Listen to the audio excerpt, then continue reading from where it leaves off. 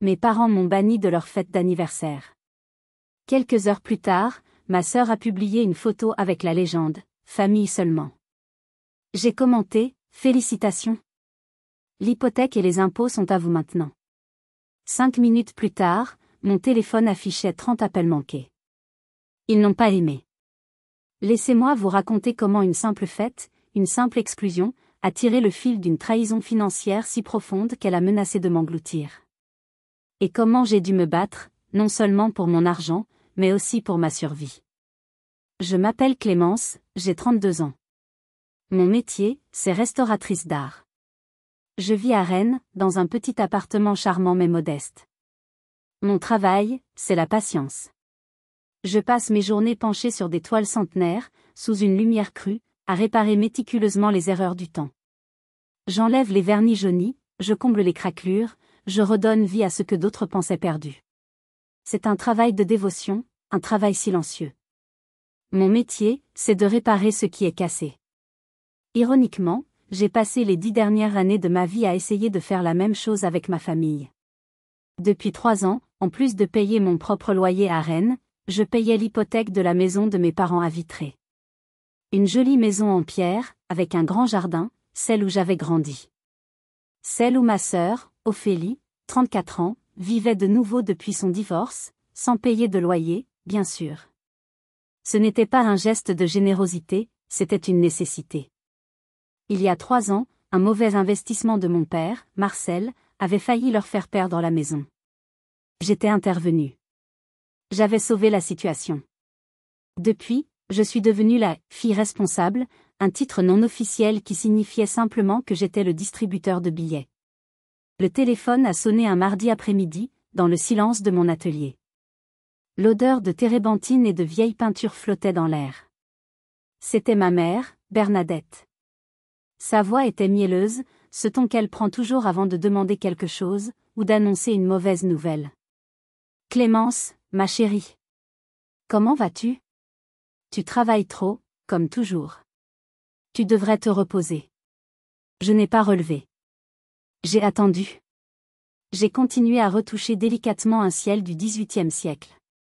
Écoute, ton père et moi, nous finalisons les détails pour notre dîner d'anniversaire. 30 ans, tu te rends compte? 30 ans de mariage. J'ai murmuré des félicitations, le cœur déjà méfiant. Puis, le couperet est tombé.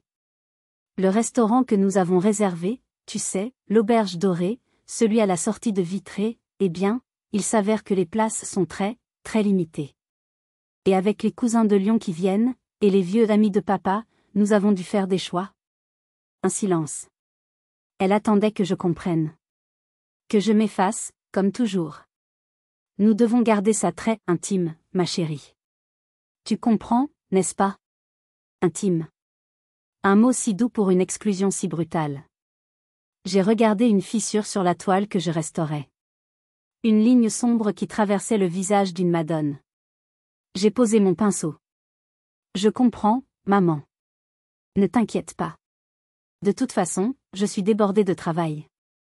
La vérité était que j'étais la seule à payer l'hypothèque de la maison où ils allaient se préparer pour la fête. J'étais la seule à avoir un emploi stable. Mais je n'étais pas assez intime pour m'asseoir à leur table. Le soulagement dans sa voix était palpable. Oh, merci ma chérie. Tu es si compréhensive. Tu es la meilleure. On se rattrapera, promis. Elle a raccroché. Je suis restée immobile. La douleur était vive, mais familière. C'était le genre de douleur sourde à laquelle je m'étais habituée, comme une vieille blessure qui se réveille par temps humide. J'avais 32 ans, et je venais de me faire dire que je n'avais pas ma place à la table de mes propres parents. J'ai repris mon pinceau fin, j'ai trempé la pointe dans le solvant, et j'ai continué à nettoyer la toile. J'ai continué à réparer les erreurs des autres. C'était tout ce que je savais faire. Je lui ai dit que je comprenais. Mais ce que je ne comprenais pas, c'est que ce mensonge n'était que la première couche de vernis. La trahison en dessous était bien plus profonde. Le samedi soir de la fête est arrivé. Je l'avais presque oublié, ou du moins, j'avais réussi à le repousser dans un coin de mon esprit. Mon petit appartement à Rennes me semblait particulièrement silencieux. La solitude me pesait plus que d'habitude. J'avais commandé une pizza, je m'étais installée avec un film, essayant de me convaincre que j'étais mieux ici, en paix, loin des faux-semblants de ma famille. J'essayais de me persuader que je m'en fichais. Mais je m'en fichais tellement que j'ai vérifié mon téléphone toutes les 10 minutes. Vers 22 heures, mon téléphone a vibré. Pas un appel. Une notification. C'était Ophélie. Ma sœur aînée de 2 ans. Elle avait publié une photo sur les réseaux sociaux. Je l'ai ouverte. Mon cœur s'est arrêté. La photo était lumineuse, presque professionnelle. Une longue table dressée sous des guirlandes lumineuses dans le jardin d'un restaurant chic. C'était l'Auberge Dorée. Mes parents, Bernadette et Marcel, étaient au centre, souriants, levant leur coupe de champagne. Et autour d'eux, tout le monde. Ophélie, radieuse dans une robe en soie rouge qu'elle n'avait sûrement pas payée. Des oncles, des tantes. Des cousins que je n'avais pas vus depuis des années. Même des voisins. Le couple Durand, le vieux monsieur prieur. Je les ai comptés. 28 personnes. 28 personnes dans cet espace, très limité. Mais ce n'est pas la photo qui m'a fait le plus mal. Ce n'est pas le nombre de personnes. C'était la légende.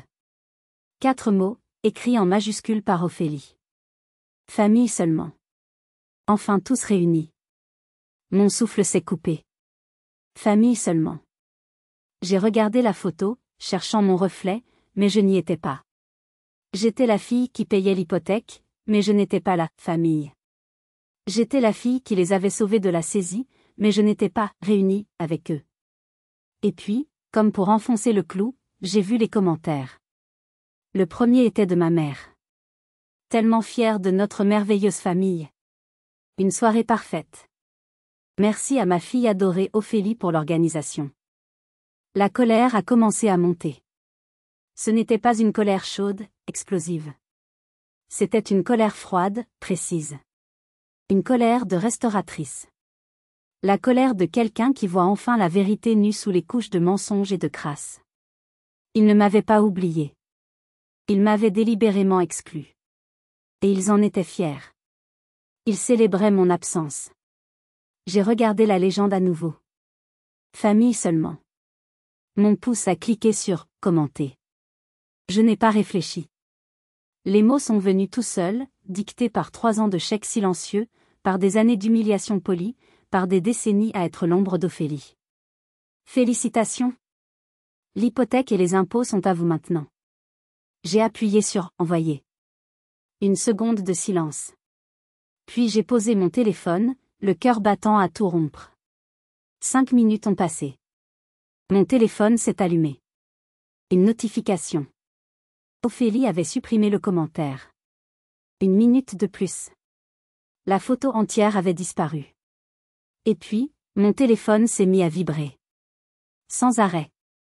Comme un animal enragé sur ma table basse. Le nom de « maman » s'affichait. J'ai laissé sonner. L'appel s'est arrêté. Il a recommencé. Puis, Ophélie. Puis de nouveau, maman. En 10 minutes, j'avais 30 appels manqués. Je n'ai pas répondu. J'ai juste regardé le téléphone vibrer, le son strident brisant le silence de mon appartement. Si vous avez déjà ressenti cette piqûre, ce sentiment d'être un étranger dans votre propre famille, restez avec moi. J'aimerais savoir d'où vous m'écoutez. Dites-moi dans les commentaires depuis quelle ville ou quel pays vous m'écoutez, et quelle heure il est chez vous. C'est fou de voir jusqu'où nos histoires voyagent. Maintenant, laissez-moi vous expliquer pourquoi ce commentaire n'était pas de la méchanceté, c'était la vérité. Je ne le savais pas encore, mais je venais d'appuyer sur le détonateur d'une bombe qui allait faire exploser bien plus qu'une simple soirée. Pour comprendre la bombe, il faut comprendre la mèche qui brûlait lentement depuis 30 ans. Pour comprendre pourquoi j'ai appuyé sur « Envoyer », vous devez comprendre ce que c'était que de grandir en tant que Clémence Carter. Dans ma famille, il y a toujours eu 2 places, celle d'Ophélie et la mienne. Ophélie, 34 ans, l'aînée, le soleil. Et moi, Clémence, 32 ans, l'ombre. Aussi loin que je me souvienne, Ophélie pouvait dessiner un bonhomme bâton difforme pour la fête des mères, et ma mère, Bernadette, le faisait encadrer dans un cadre en or tape à accent grave-l'œil et l'accrochait dans le salon. Ma petite artiste, disait-elle, les larmes aux yeux. Elle a un tel don. À 15 ans, j'ai remporté un prix d'art régional pour une aquarelle complexe de la cathédrale de Rennes. C'était un travail technique, qui m'avait pris des semaines. Quand je l'ai ramenée à la maison, fière, ma mère l'a regardée distraitement en préparant le dîner. C'est bien, Clémence.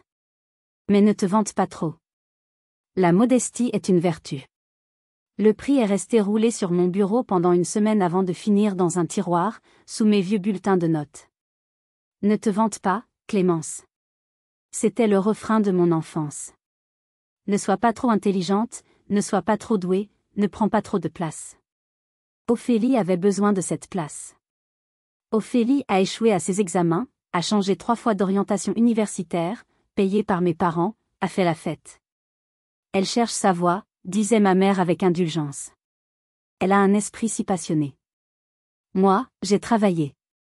J'ai obtenu une bourse, j'ai quitté Vitré pour Rennes pour mon école d'art, et je n'ai plus jamais demandé un centime. J'ai trouvé mon travail de restauratrice, un travail d'ombre, ironiquement. Un travail qui demandait de la précision et du silence.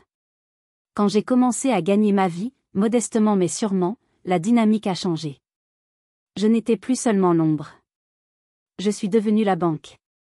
Le premier appel est venu de mon père, Marcel. Un homme silencieux, un ancien libraire qui avait toujours vécu dans l'ombre de ma mère. Sa voix était pleine de honte. Clémence, la voiture a lâché. Ta mère s'inquiète pour ses déplacements? Tu ne pourrais pas, juste cette fois? J'ai payé la réparation. 500 €. C'était le début. Puis ce fut, Clémence, le dentiste d'Ophélie, ses implants coûtent une fortune. Elle est si malheureuse à cause de son sourire. J'ai payé. 2000 €.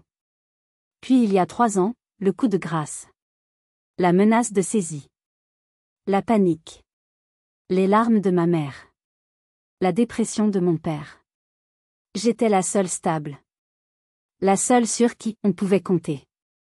Alors, j'ai fait ce que l'ombre compréhensive était censée faire. J'ai restructuré mes finances. J'ai annulé mes projets de vacances. J'ai dit adieu à l'idée d'acheter mon propre atelier. Et j'ai commencé à payer leur hypothèque. Chaque mois. 1200 €. Sans faute. Pourquoi ai-je fait ça? C'est la question que vous vous posez, n'est-ce pas? Étais-je stupide? Non. J'étais une restauratrice. Dans mon cœur, je ne faisais pas que signer des chèques. Je restaurais. Je pensais qu'en comblant leurs dettes, je comblais le vide de leur affection. Je pensais qu'en réparant leurs erreurs financières, je pouvais enfin réparer ma place dans cette famille. Je pensais que je pouvais acheter l'amour qu'Ophélie avait toujours eu gratuitement. Je payais pour qu'un jour, ma mère me regarde de la même façon qu'elle regardait un dessin raté d'Ophélie. Avec fierté. Quelle idiote! Je payais pour leur existence, pour leur confort, pour leur maison en pierre à Vitré. Mais je ne réalisais pas que je payais aussi pour une pièce de théâtre, une comédie dont j'étais la seule spectatrice payante et la seule à ne pas être invitée. Je pensais acheter leur amour. Je ne réalisais pas que je ne faisais que louer leur tolérance. La manipulation n'était pas seulement émotionnelle. Elle n'était pas seulement un héritage du passé. Elle était devenue active, calculatrice. Et Ophélie était passée maître dans cet art, encouragée par l'indifférence de mes parents. 2 semaines avant la fameuse fête d'anniversaire. Le mensonge des « places limitées » n'avait pas encore été prononcé. J'étais dans mon atelier, tard le soir, essayant de terminer une retouche délicate. Mon téléphone sonne. C'est Ophélie. Et elle pleure. Ce n'étaient pas les pleurs discrets que j'avais parfois au téléphone. C'étaient les grands sanglots, le genre de performance qu'elle réservait au moment où elle voulait vraiment quelque chose. Clémence. Clémence, je suis tellement désolée de t'embêter, tu es la seule à qui je peux parler, je suis une telle ratée. Mon cœur de réparatrice s'est immédiatement mis en alerte. J'ai posé mon pinceau. Qu'y a-t-il, Ophélie? Que se passe-t-il? C'est la facture d'électricité. Je l'ai oubliée. J'ai utilisé l'argent pour, enfin, peu importe. Ils vont couper. Clémence, ils vont couper le courant chez papa et maman. J'ai froncé les sourcils. Quoi? Mais la facture est au nom de papa. Pourquoi c'est toi qui? Je sais. Mais je devais la payer ce mois-ci pour les aider, pour leur montrer que je pouvais être responsable, et j'ai tout gâché. Ils ont envoyé le dernier avertissement. Ils vont couper demain. Elle a repris son souffle dans un sanglot déchirant. Clémence, imagine la honte. Maman est en plein préparatif pour sa fête, elle est déjà si stressée. Si les voisins voient que nous n'avons plus d'électricité, ça va la tuer. Elle ne s'en remettra jamais. La manipulation était brillante. Elle n'avait pas fait appel à ma pitié pour elle, mais à ma pitié pour ma mère. La peur de la honte publique. C'était le levier préféré de Bernadette. Ophélie avait bien appris sa leçon. De combien s'agit-il, ai-je demandé, déjà fatiguée, en me frottant les tempes. C'est beaucoup. Avec les pénalités de retard, c'est 1000 euros. 1000 euros. J'ai failli m'étouffer. C'était une somme énorme pour une facture d'électricité. C'était plus que mon loyer à Rennes. Ophélie, c'est impossible, je ne les ai pas. Pas comme ça. Je t'en supplie, elle a sangloté. C'est l'argent de la fête. Maman a donné à papa l'argent pour l'acompte du traiteur, et papa m'a demandé de le garder, et je l'ai utilisé pour rembourser une autre dette. Je suis nulle. Si maman apprend ça, c'est la fin de tout. La fête sera annulée, tout sera de ma faute. Elle avait changé son histoire. Ce n'était plus l'électricité, c'était l'acompte de la fête. C'était encore plus malin. J'ai fermé les yeux. J'ai pensé à ma mère, courant partout, stressée par sa fête. J'ai pensé à l'image de la famille, cette image pour laquelle je payais déjà si cher chaque mois avec l'hypothèque. J'ai soupiré. D'accord. Arrête de pleurer. Envoie-moi le RIB du traiteur. Je vais le payer directement. Non. Non, c'est trop compliqué. Donne-moi l'argent, je vais le déposer, je ne veux pas qu'il sache. J'ai cédé. J'étais fatiguée. Je voulais juste que ça s'arrête. D'accord. Je te fais un virement. Oh merci, merci, merci. Tu me sauves la vie. Tu sauves maman. Tu es la meilleure des sœurs. J'ai transféré les 1000 euros. Mon compte d'épargne a poussé un petit cri de douleur. Mais je me suis dit que j'avais acheté la paix. J'avais évité une crise. Ce n'est que bien plus tard, des semaines après, quand l'avalanche avait déjà commencé, que j'ai compris la vérité. J'ai fini par voir les relevés de compte. J'ai vu la facture de l'auberge dorée. L'acompte était de 1000 euros. Il avait été payé le lendemain de mon virement. Elle avait utilisé mon argent pour payer l'acompte du restaurant. Le restaurant d'où j'allais être bannie. J'avais payé 1000 euros pour leur éviter la honte. Je ne savais pas qu'ils avaient utilisé cet argent pour financer la mienne. Quelques jours après avoir envoyé les 1000 euros, j'ai reçu le fameux appel de ma mère. Celui où elle m'expliquait, avec sa voix mielleuse, que la fête serait intime et que je n'étais pas invitée. J'étais blessée, bien sûr. Mais malgré tout, malgré cette humiliation, malgré l'invitation refusée, une partie de moi s'accrochait encore. Cette partie stupide et pleine d'espoir de la petite fille qui voulait juste que sa mère soit fière. Cette partie de la restauratrice qui croyait que rien n'était jamais totalement cassé. J'étais dans mon atelier, quelques jours avant la fête. Ma collègue et amie, Soraya, est passée devant mon ordinateur. Soraya était mon opposée. Nette, franche, et elle ne laissait personne lui marcher sur les pieds. J'étais en train de regarder des sites d'antiquaires. « Qu'est-ce que tu cherches ?» m'a-t-elle demandé en buvant son café. J'ai rougi. Je me sentais idiote. C'est les 30 ans de mariage de mes parents ce week-end. Soraya a levé un sourcil. Elle était la seule personne à qui j'avais avoué, un soir de faiblesse, que je payais leur hypothèque. Attends. La fête. La fête à laquelle tu n'es pas invité ? J'ai grimacé. Celle-là même. Mais, je veux quand même leur envoyer quelque chose. Juste pour marquer le coup. Soraya a posé sa tasse si fort que j'ai sursauté. Clémence. Arrête. Tu es sérieuse? Quoi? C'est ma famille. C'est leurs 30 ans. Non. C'est ton fardeau financier. Ils te traitent comme une banque, et ensuite ils t'excluent de la fête qu'ils paient probablement avec ton argent. Et toi, tu veux leur envoyer un cadeau? C'est du masochisme, à ce niveau. C'est juste un petit quelque chose, pour montrer que je pense à eux. Pour être la plus mature. Elle a secoué la tête, l'air découragé. Ils n'aiment pas la version de toi qui pense à eux. Ils aiment la version de toi qui paye pour eux. Ne confonds pas les deux. N'envoie rien. Économise ton argent. Son honnêteté était brutale. Et nécessaire.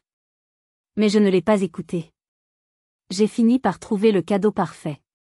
Un petit vase en porcelaine de Limoges, ancien, du style exact que ma mère collectionnait. Il n'était pas petit. Il m'a coûté 250 €. De l'argent que je n'avais pas, surtout après les 1000 € d'Ophélie. Mais je me suis dit que peut-être, cet objet, ce geste, pourrait combler le fossé. Je l'ai emballé avec un soin infini, plus de soin que je n'en mettais à mes propres affaires. J'ai écrit une carte simple, félicitations pour vos 30 ans. Je vous souhaite le meilleur. Clémence. Je l'ai envoyé en recommandé à Vitré.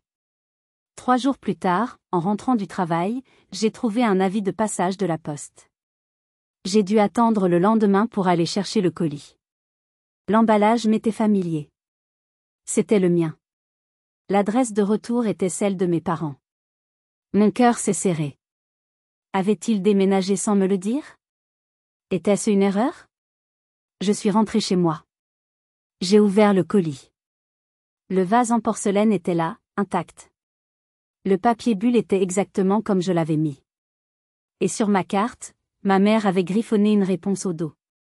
Merci Clémence, mais nous avons déjà trop de choses. C'est gentil, mais nous n'avons plus de place. Tu devrais économiser ton argent. L'air m'a manqué. Le vase m'a semblé soudain très lourd. Économiser mon argent. La même phrase que Soraya avait utilisée. La même phrase qui, de la bouche de ma mère, sonnait comme une insulte. Nous n'avons plus de place. Trop de choses, mais pas assez de place pour moi. Pas assez de place pour mon cadeau. J'ai posé le vase sur ma table. Je l'ai regardé pendant 1 heure. Il ne m'avait pas seulement exclu. Il m'effaçait. Ce n'était pas une question de « place limitée » au restaurant. C'était une question de place dans leur vie. Et pour moi, il n'y en avait plus. Sauf, bien sûr, pour la ligne de débit mensuel sur mon relevé de compte. Revenons à ce samedi soir. La soirée de la fête. La soirée où j'ai commenté la photo. La pizza est froide sur la table. Mon téléphone, après 30 appels manqués, est enfin silencieux. La vibration s'est arrêtée. J'ai l'impression de l'entendre encore, comme un membre fantôme. Je suis épuisée. La colère froide qui m'a fait happer le commentaire s'est dissipée, laissant place à un vide immense. J'ai l'impression d'avoir commis un acte irréparable. J'ai brisé le silence. J'ai brisé la règle non dite, Clémence paye et se tait. Puis, il vibre à nouveau. Pas un appel. Un message. C'est Bernadette. Ma mère. Le message est long. Je l'ouvre, la main tremblante, comme si j'ouvrais un colis piégé. Clémence. Je ne sais même pas par où commencer. Ton père et moi sommes dévastés. Nous sommes encore au restaurant, et je dois me cacher dans les toilettes pour t'écrire. Je l'imagine, dans sa belle robe, au milieu des marbres froids des toilettes d'un restaurant chic. Comment as-tu pu? Comment as-tu pu gâcher notre soirée? Notre 30e anniversaire? Nous étions entourés de nos amis, de notre famille, et tu as choisi ce moment pour nous humilier publiquement. Humilier publiquement? Moi? C'était sa photo, famille seulement, qui était publique. Ophélie est en larmes. Elle qui avait tout organisé pour nous faire plaisir, elle est inconsolable. Elle s'est sentie tellement trahie par sa propre sœur. Tu as tout gâché. Ophélie. Bien sûr. La victime éternelle. Après tout ce que nous avons fait pour toi, après t'avoir élevé, t'avoir soutenu, après les sacrifices que nous avons faits pour tes études d'art? Comment peux-tu être si égoïste? Égoïste. Le mot a explosé devant mes yeux. Il a vibré dans l'air de mon petit appartement. Égoïste. Moi. Clémence. La fille qui payait leur hypothèque. La fille qui finançait les implants dentaires de sa sœur. La fille qui venait de donner 1 000 € pour une fausse facture qui était en fait un acompte de fait. La fille qui, malgré son exclusion, avait quand même envoyé un cadeau de 250 €. Moi. J'étais l'égoïste. Le monde a basculé.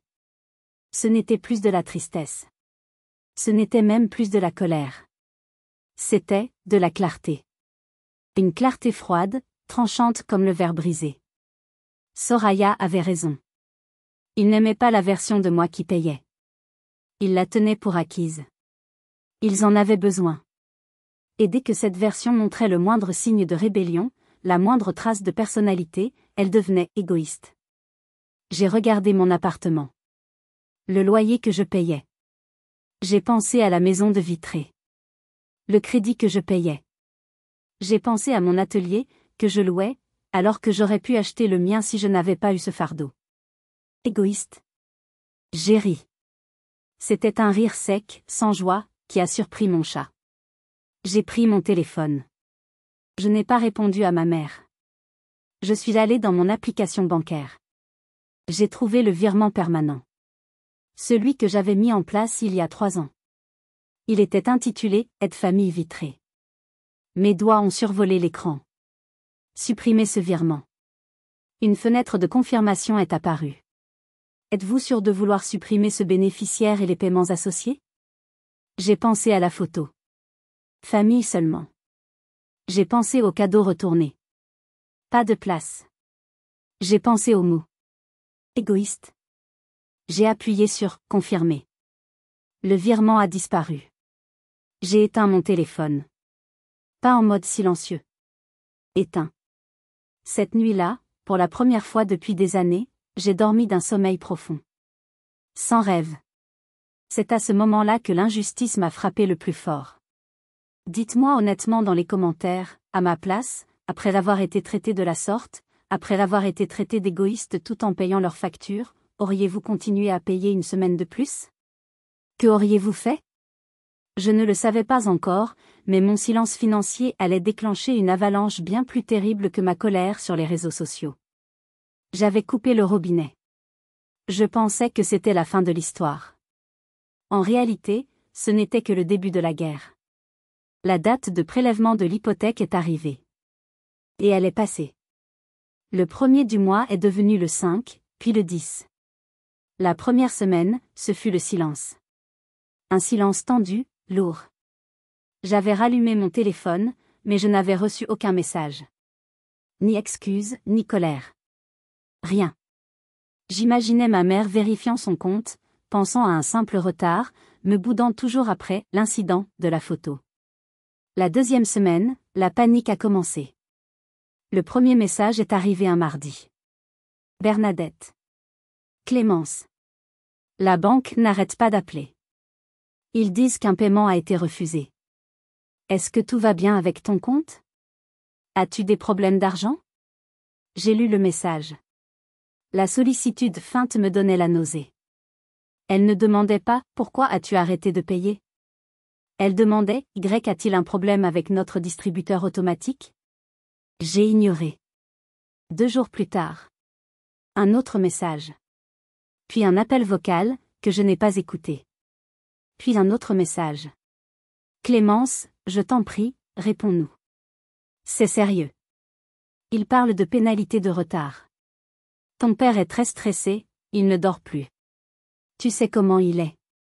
Je n'ai pas répondu. Puis, Ophélie est entrée en scène. Pas par message privé. Non, Ophélie préférait le public. Elle a posté une nouvelle photo. Une photo d'elle et de ma mère, se tenant la main, l'air faussement courageuse. La légende, certaines personnes oublient qui les a élevées. Mais la loyauté, la vraie, reste. Je serai toujours là pour toi, maman. Les commentaires ont afflué. Courage. C'est si triste de voir des enfants ingrats. Tu es une fille merveilleuse, Ophélie. J'étais devenue, aux yeux de leur petit monde de Vitré, la fille ingrate. La méchante. La froide. Celle qui avait abandonné ses pauvres parents. L'ironie était si épaisse que j'aurais pu la découper au couteau. Pendant ce temps, dans mon appartement à Rennes, le courrier s'accumulait. Factures habituelles, publicité. Et puis, une lettre recommandée. J'ai détesté les lettres recommandées. Elles n'annonçaient jamais rien de bon. Je suis allée la chercher à la poste un samedi matin. L'expéditeur, la même banque qui détenait l'hypothèque de mes parents. J'ai pensé, ils m'envoient les rappels de paiement à moi, maintenant ? Ils ont dû trouver mon nom quelque part dans le dossier initial. Je suis rentrée chez moi. J'ai ouvert l'enveloppe avec mon coupe-papier, celui que j'utilisais pour les travaux délicats. Ce n'était pas un rappel de paiement. C'était une notification officielle. L'enveloppe était épaisse.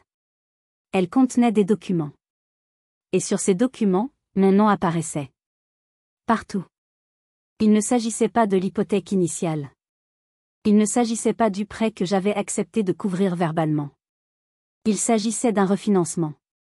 Un nouveau prêt, contracté 3 mois plus tôt. Un prêt qui avait ajouté 50 000 € à la dette initiale. Et mon nom était là. Imprimé. Noir sur blanc. Clémence Carter, co-emprunteur et garant solidaire. J'ai dû m'appuyer contre le mur de mon entrée. L'air m'a manqué. 50 000 €. Je n'avais jamais entendu parler de ce prêt. Je n'avais jamais rien signé. Mon sang s'est glacé. J'ai regardé la date du refinancement. 3 mois plus tôt. J'ai regardé la signature. C'était une signature électronique. Mais, comment ? Ce n'était pas une erreur. C'était une condamnation. Et mon nom y était attaché. Si vous êtes arrivé jusqu'ici, laissez un commentaire pour nous dire ce que vous auriez fait à la place d'OP.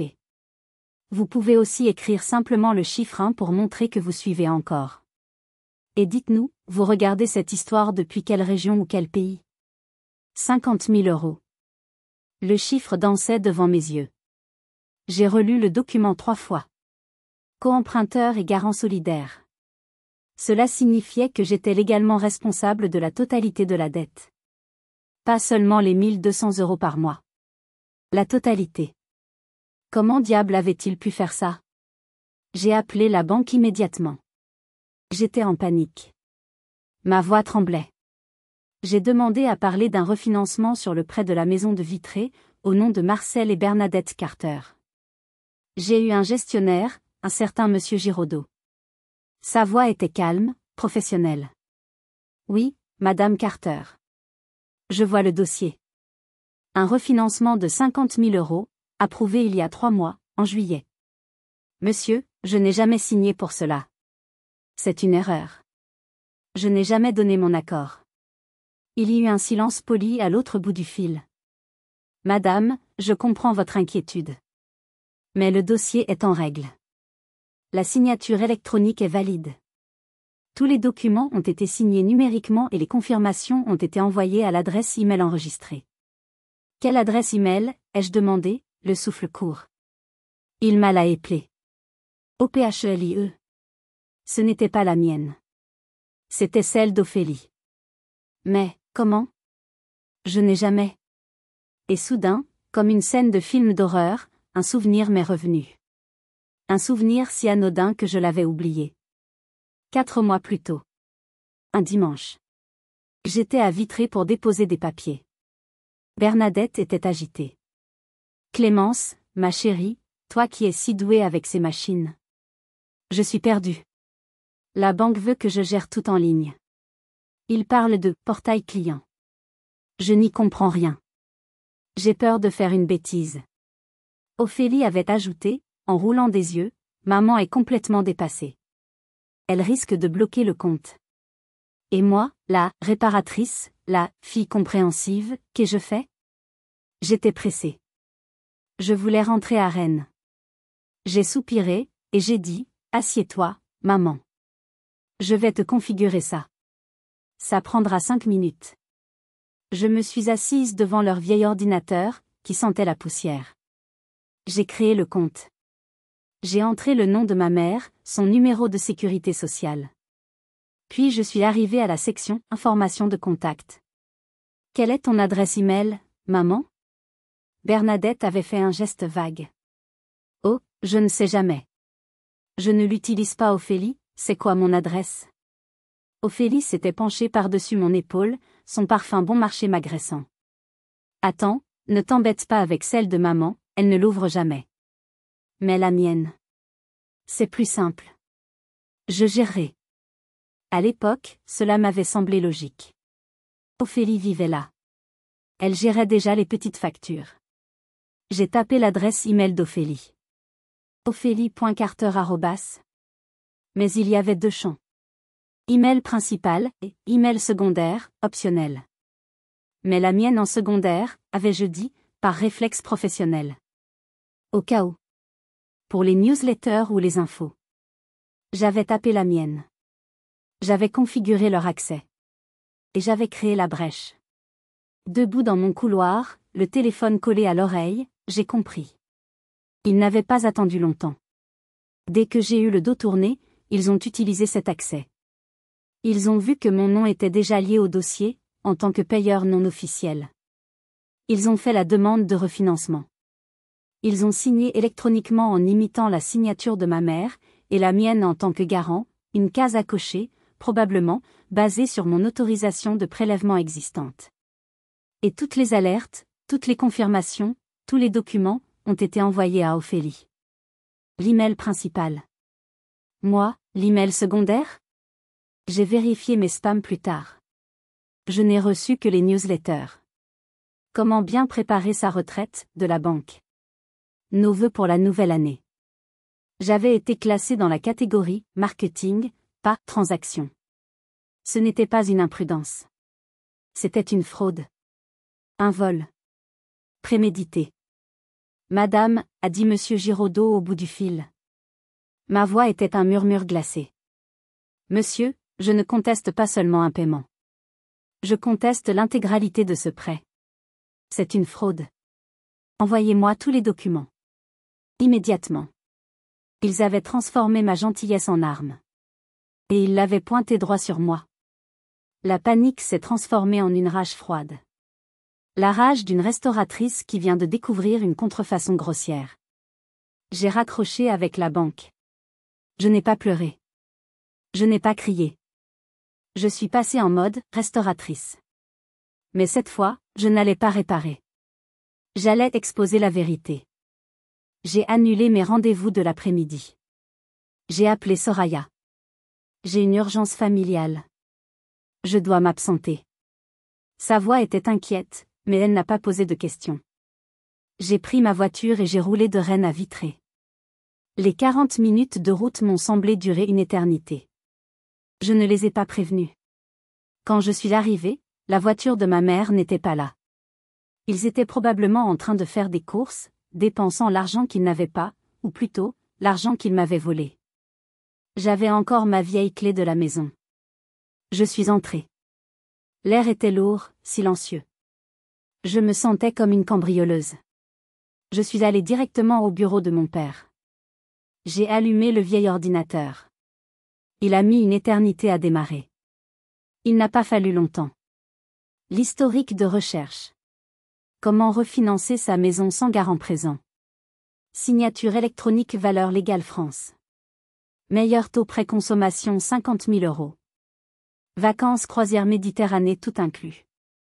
La bile m'est montée à la gorge. Ils avaient tout effacé de la boîte de réception d'Ophélie, bien sûr. Ils n'étaient pas stupides à ce point. Mais ils avaient oublié la corbeille. Et les éléments supprimés du navigateur. J'ai tout trouvé. La demande de prêt. L'acceptation. Le virement des 50 000 € sur un compte joint à leurs 2 noms, Bernadette et Ophélie. J'ai tout photographié avec mon téléphone. Chaque écran. Chaque date. Chaque montant. J'ai même trouvé un dossier sur le bureau. Projet. Dedans, des devis.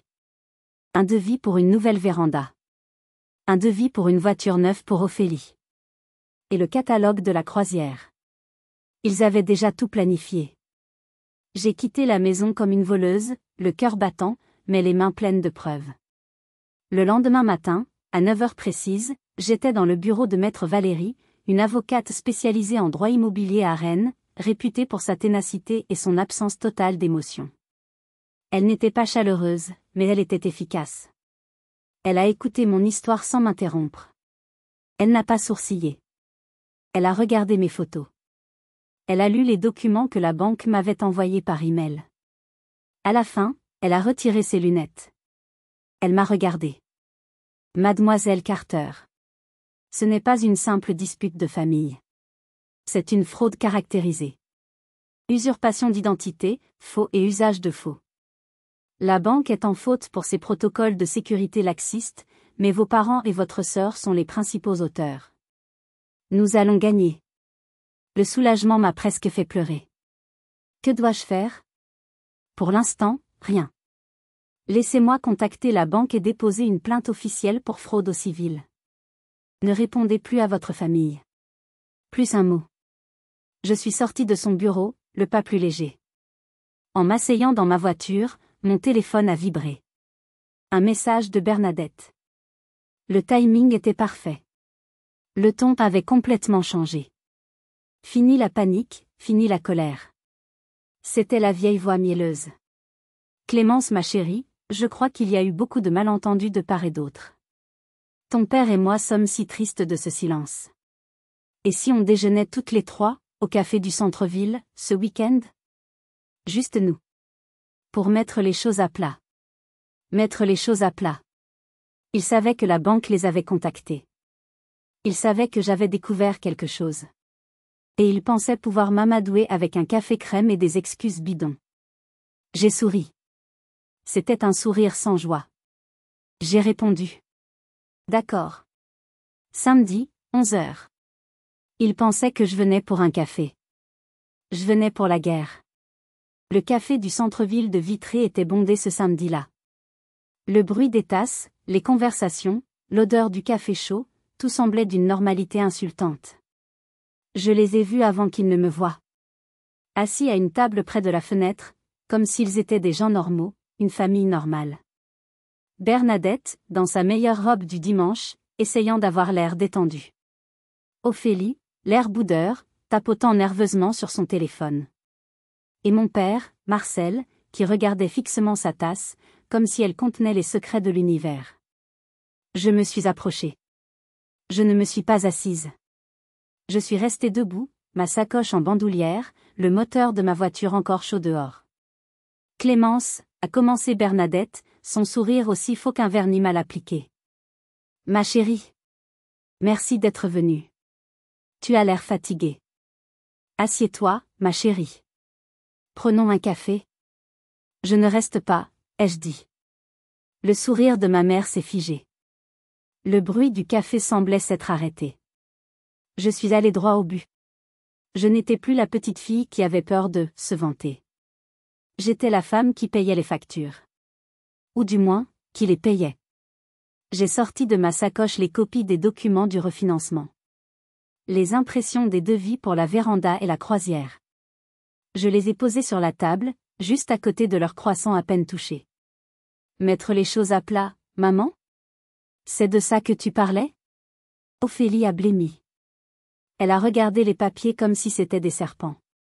Je ne vois pas de quoi tu parles. C'est quoi, ces papiers? Vraiment, ai-je dit, ma voix calme, mais tranchante, coupant le brouhaha. Tu ne vois pas ce prêt de 50 000 €? Signé électroniquement en mon nom? L'argent qui est arrivé sur votre compte joint, à toi et maman? L'argent que vous avez déjà commencé à dépenser? Le silence est tombé sur leur table. Les gens de la table d'à accent grave côté commençaient à regarder. Bernadette a tenté de reprendre le contrôle. Sa voix était un sifflement bas. Clémence, ce sont des affaires de famille, baisse la voix, tu nous fais honte. Non. J'ai secoué la tête. J'ai fini d'avoir honte. La honte, c'est de voler sa propre fille. C'est une affaire de fraude. Vous avez volé mon identité. J'ai regardé mon père. Mon père silencieux. L'ancien libraire qui m'avait appris à lire, mais qui n'avait jamais levé le petit doigt pour me défendre. Papa? Il a levé les yeux. Pour la première fois, j'y ai vu non pas de la faiblesse, mais de la culpabilité. Il n'a rien dit. Il a juste baissé les yeux à nouveau vers sa tasse. Papa, tu savais? Il a regardé ma mère, paniquée. Puis moi. Il a hoché la tête, un mouvement misérable, à peine perceptible. Et il a murmuré la phrase qui a scellé leur sort. Ta mère, elle voulait juste garder la maison.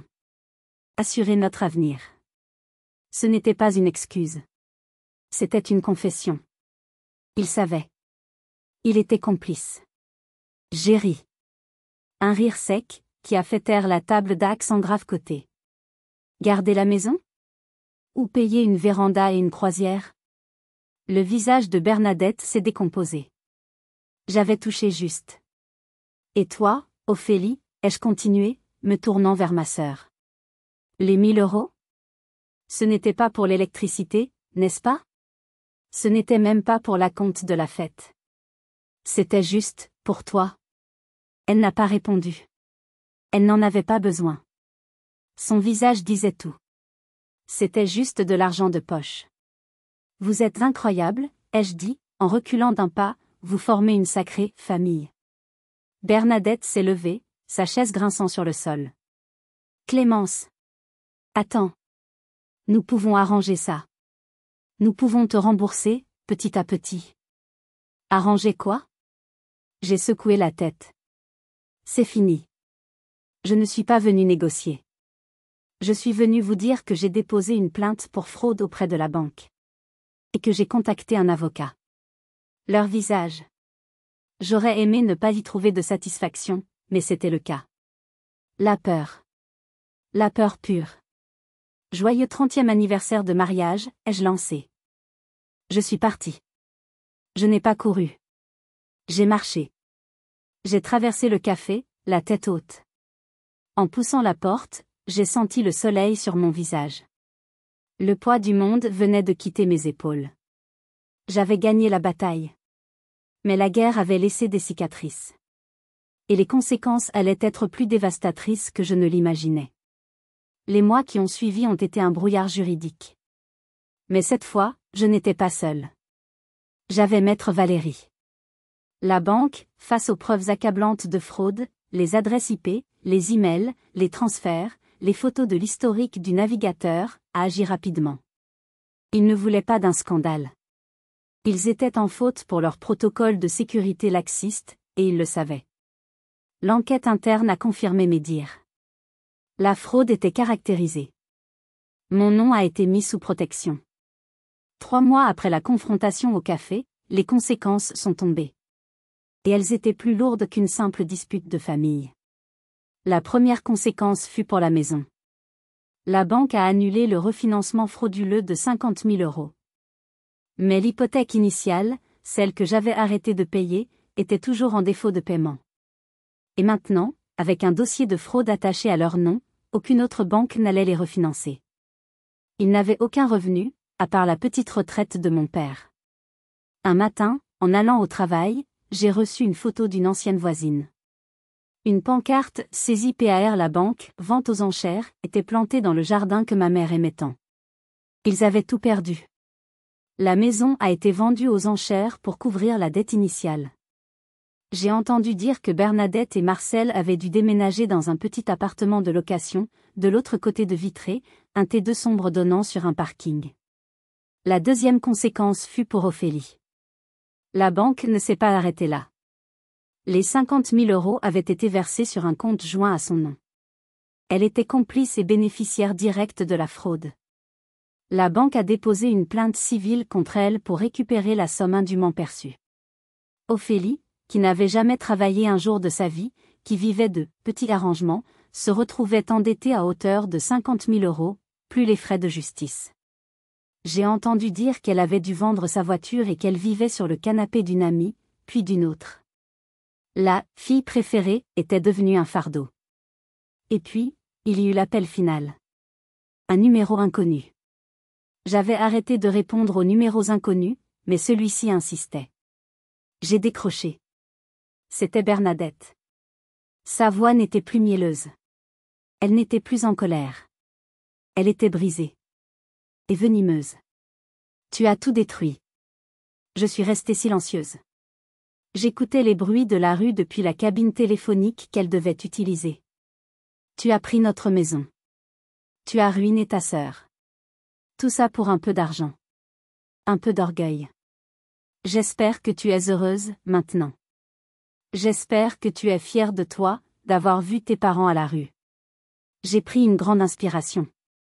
La vieille Clémence aurait pleuré, se serait excusée, aurait même peut-être proposé de l'aide. Mais la nouvelle Clémence a répondu.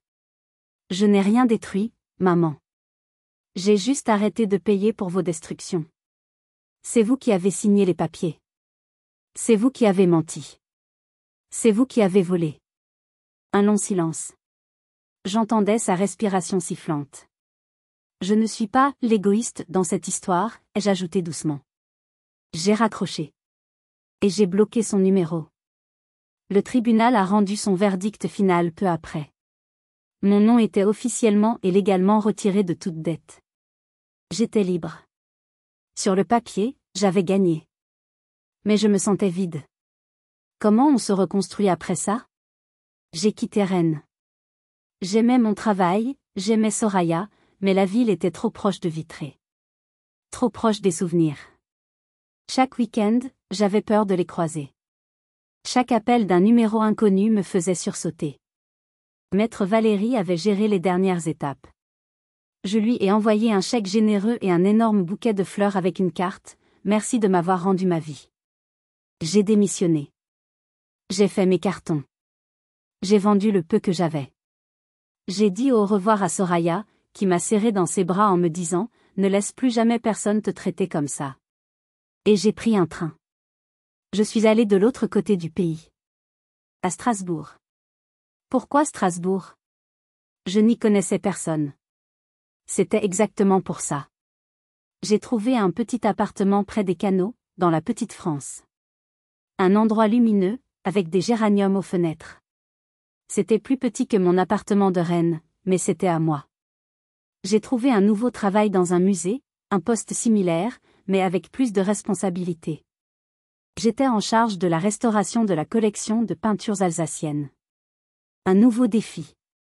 De nouveaux collègues. Une nouvelle vie. Le premier mois, le silence était assourdissant. J'attendais des appels de crise. J'attendais des demandes d'argent. Mais il n'y avait rien. Juste le son des cloches de la cathédrale et l'eau qui coule. J'ai acheté des meubles. Pas des meubles d'occasion. Des meubles neufs, que j'ai choisis. Je les ai assemblés moi-même, avec un sentiment de fierté ridicule. Et puis, j'ai acheté quelque chose que je n'avais pas acheté depuis l'enfance. Un carnet de croquis. Des crayons. Je me suis assise au bord du canal, et j'ai commencé à dessiner. Pas pour un client. Pas pour un prix. Pas pour impressionner ma mère. Pour moi. Je dessinais les bâtiments à colombage, les gens, les signes. Je n'étais plus en train de restaurer les œuvres des autres. Je commençais enfin à créer la mienne. Ma mère, Bernadette, disait toujours que j'étais froide. Que j'avais un cœur froid. Elle avait tort. Je me suis rendu compte que certaines choses ont besoin du froid pour pousser. La clarté. Les limites. La dignité. Le respect de soi. J'ai repensé à toute cette histoire. L'hypothèque, la fête, le vase retourné, la fraude. J'ai réalisé que la paix, la vraie paix, ce n'est pas quelque chose qu'on vous donne. Ce n'est pas quelque chose que vous gagnez en étant gentille. C'est quelque chose que vous prenez. La paix est la chose la plus chère que j'ai jamais achetée. Pas avec des euros, cette fois. Mais avec le courage de dire non. Avec le courage de supprimer un virement. Avec le courage de partir. Merci de m'avoir écouté. Et vous? Avez-vous déjà dû faire un choix douloureux, couper les ponts ou établir des limites fermes pour vous sauver? Partagez votre histoire dans les commentaires. Parfois, savoir qu'on n'est pas seul est la première étape vers la guérison.